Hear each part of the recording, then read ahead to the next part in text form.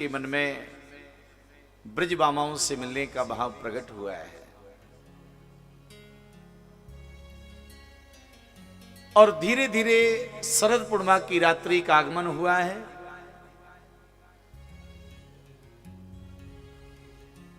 शरद पूर्णिमा की रात्रि को भगवान पिता रात्रि शरदोत्फुल्ल मल्लिका भिक्षारंतो मनश्चक्रे योग माया मुपाश्रिता।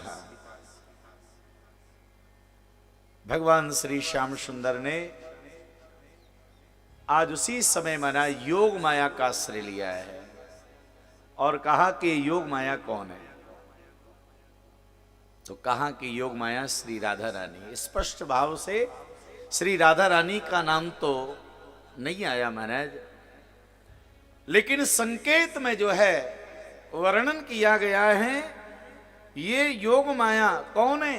कहा ये योग माया श्री राधा रानी है, क्योंकि भगवान श्री कृष्ण की लीला श्री राधे जो की कृपा के बिना संभव नहीं है महाराज।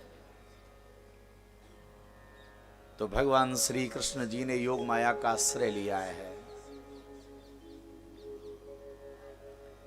और अनुमति ली कि किशोरी जो श्रीधाम वृंदावन में महारास लीला के लिए मैं जा रहा हूं और उसमें आपको मेरा सहयोग करना पड़ेगा।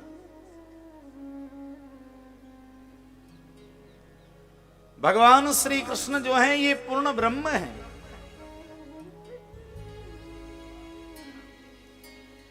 क्योंकि भैया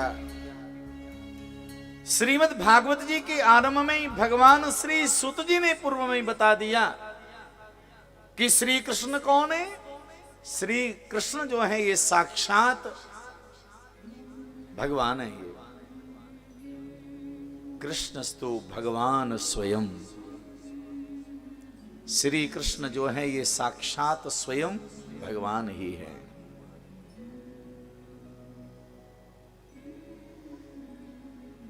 जीव मात्र के अनंत जन्मों की तपस्या और पुण्य का फल ये है भगवान की प्राप्ति, और वही महारास लीला का दिव्य दर्शन है महाराज।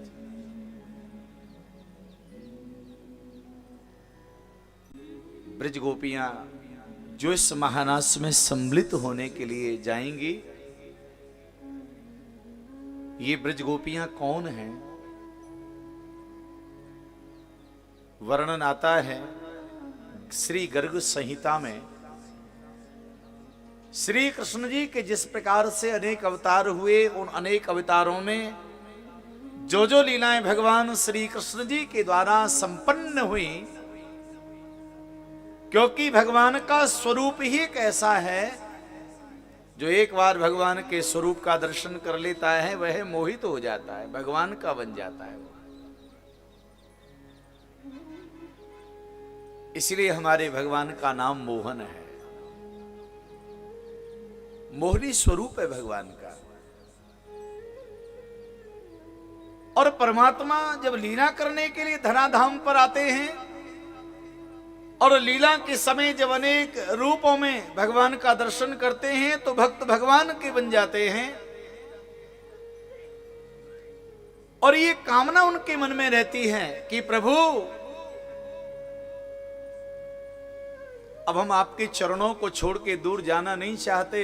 तो भगवान उन सबको हर युग में हर अवतार में सबको आमंत्रण देने लगे कि जब मेरा पूर्णावतार होगा, कृष्णावतार होगा, उस समय आप सब ब्रज में गोपी बन करके आना, तब जाकर के तुम्हारा मनोरथ पूरा होगा।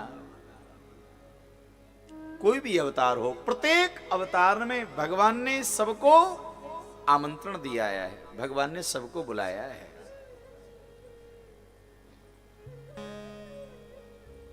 भगवान हमें भी स्वीकार कर ले महाराज, ये महानास लीला है।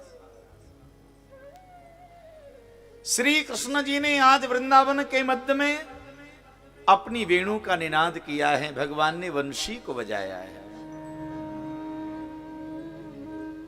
और धन्य है मेरे कन्हैया,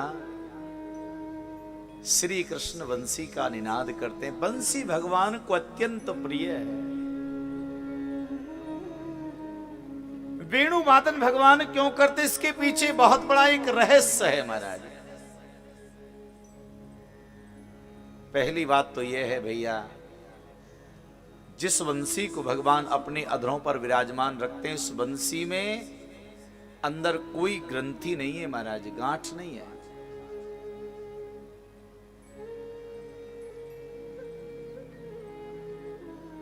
और दूसरी बात यह है